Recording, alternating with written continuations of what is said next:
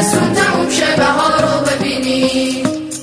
اگه دونه کاشی بدون سبز میشه یه جا توی راهت، یه جا میوه میده یه جا سایه میشه یه جا تکیه گاهت. مگه ممکنه بذر شادی به کاری نتیجه نبینی؟ مگه ممکنه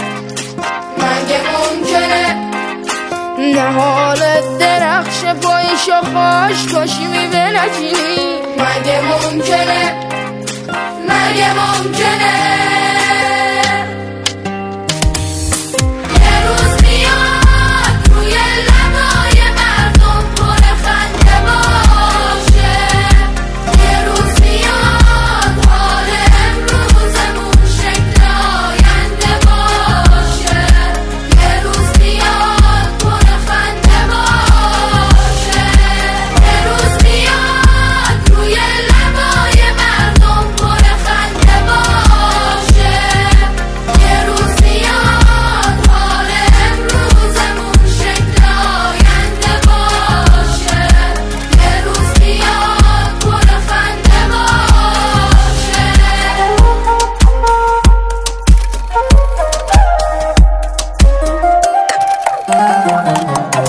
کدوم باغ و دیدی که توی زندگی باشه آفت نباشه؟ کدوم باغ بونه که تو حسرت خواب راحت نباشه؟ 40 ساله که طاقت دیدن خنده هاتم ندارم، 40 ساله که قدرت کندن شاخه هاتم ندارن، 40 ساله که نقشه هاشون تبن میشه اما نمیشه، چه سخته براشون حال قدیمی 40 ساله میشه.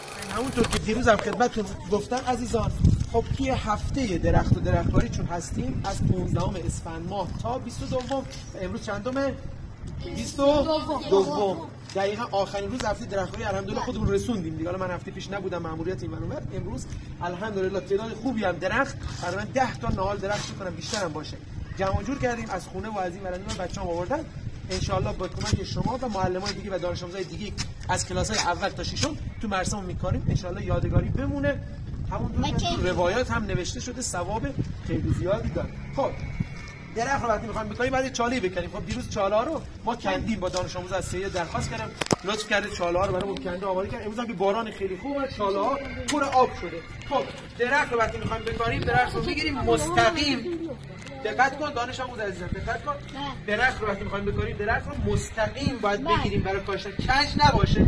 مستقیم می‌ذاریم و تا جایی هم که اصطلاحاً میگن یقه درخت، یقش اینجا گردن ما. اگه بیشتر بره زیر خاک خفه میشه میمیره. تا همون جایی که تو خاک بوده دوباره تو خاکش میکنیم، درست شد که خشک نشه. خب این درخت رو ما شروع میکنیم و داخل چاله میذاریم و سید هم کمک میکنه، خودم هم کمک میکنیم، خاک میریزیم اطرافش که پر بشه، درست شد. خب یه نفر از بچه‌ها بیاد اینجوری بگیره، یکی از دخترها، یکی از دختر خانم‌ها اینو بگیره صاف اصلا خیلی پایینه تا اینجا اینجا 40 ساله که 40 ساله که 40 ساله که 40 ساله که یه روز میاد روی لبای مردم پر خنده باشه، یه روز میاد حال امروزمون شکل آینده باشه، یه روز میاد پر خنده باشه، یه روز میاد روی لبای مردم پر خنده باشه، یه روز میاد حال امروزمون شکل آینده باشه، یه روز میاد پر خنده باشه. وقتی که درخت میکاریم اگر بر حضرت محمد و خاندان پاکشون صلوات بفرستید طبیعتا درخت ما بهتر خواهد گرفت. صلوات بفرستید. اللهم صل علی محمد و آل محمد و عجل فرجهم. فراموش هم نشه من امروز درختای مثمر و غیر مثمر آوردم، یعنی درخت عناب هم آوردم که میوه میده و درخت معمولی، درست شد؟ خب که سایه میده و چوب و اینا. بعد یه نکته دیگه هم خدمتتون بگم که درخت‌ها رو ما به یاد شهدای روستا می‌کنیم. شهدایی که داریم شهید کلات بجدی، درسته نه؟ شهید 2 تا شهید محمدرضا کلات بجدی داریم، درسته نه؟ و شهید سوم هم شهید شکمبر آبادی، درسته نه؟ به یاد این عزیزان و شهدای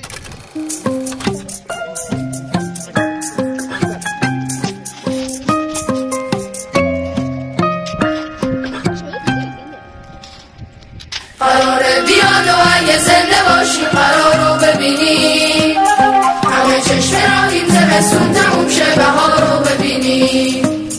اگه دونه پاشی بدون سبز میشه یه جا توی راهت، یه جا میوه میده یه جا سایه میشه یه جا تکیه‌گاه. خیلی خوبه. میدونید چرا؟ چون خاک وقتی که اصطلاحاً میاد بیرون از هوا چی میگیره؟ نیتروژن میگیره. نیتروژن یه ماده‌ایه که توی خاک خدمتشو خیلی کمک میکنه به رشد گیاه و روی زمین. احسنت. خیلی بسم الله الرحمن الرحیم. این درخت میوه است دیگه، خودتون میشناسید. درخت عناب درخت مثمره، یعنی ثمر میده، میوه میده. خیلی خوبه. اگر ان شاء الله خشک نشه و خودشو بگیره و سبز بشه ان شاء الله، خب میتونین تا سالهای سال وقتی از کنار مدرسه‌تون رد میشین و اینو میبینین لذت ببرید. میاتون مرز عناب بخورین. بله خیلی کار قشنگ. اینجا چون خب اصلا خاک الحمدلله گلی هست، ولی خب به جهت اینکه بچه‌ها آب هم به اینم بدیم، چون درخت سفارش وقتی کاشته میشه حتما آب داده بشه بهش، درست شد؟ حتما ازش آب بدیم. پس چیکار میکنیم؟ خودش یک ظرف آبی رو هم الان انشالله آب میکنیم و میاریم پای این میریزیم. مگه ممکنه بذر شادی به کاری نتیجه نبینی؟ مگه ممکنه نه حالت درخش پایش باش باشی میده نشینی؟ مگه ممکنه انشالله میوه یه روز میاد اسفند روز آشتی شما با طبیعت و یه عهد و قراری هم میخوام ببندی با طبیعت. این درختی که میکارین مثل یه امضای پایین این عهدی که میخوام ببندی. عهد میبندی که مواظب زمین و طبیعت باشی. بذارید توی زمین. یه لبای مردم پر خنده باشه، یه روز میاد حال امروزمون شکل آینده باشه، یه روز میاد پر خنده باشه، یه روز میاد روی لبای مردم پر خنده باشه، یه روز میاد حال امروزمون شکل آینده باشه، یه روز میاد پر خنده باشه.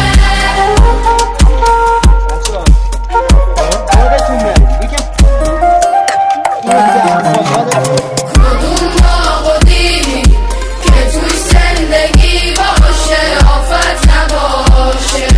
کدوم باغ بونه که تو حسرت خواب راحت نباشی؟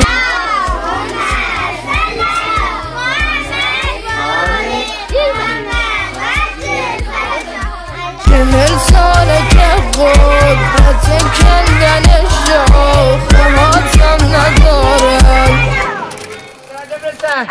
40 ساله که نقشه هاشون تبن میشه اما نمیشه، چه سخته براشون حال قدیمی 40 ساله میشه. 40 ساله که 40 ساله که 40 ساله که 40 ساله که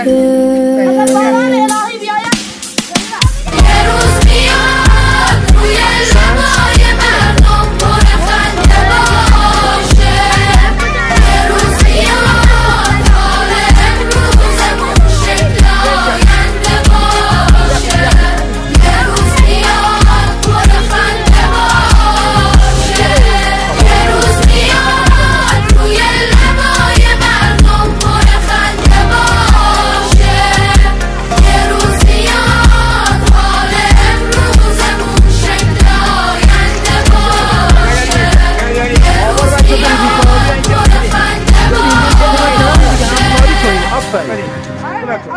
اللهم صل علی محمد. فرج کامل زیاد آب بدی، یه بار دیگه آب کنیم بیاری که خوب آره خوب اینا سیر آب بشن بچه برای بار اولشون. یکی از بچه اینو بگیره. اول کاری که میکنی بچه ها باز جاله بکنیم. خب ساقه هم حتی یه ذره بالاتر از ریشه باید زیر خاک باشه. حالا بذاریم ببینم درست شد. اون کی دست کی بود در همون صاف نگهش دار.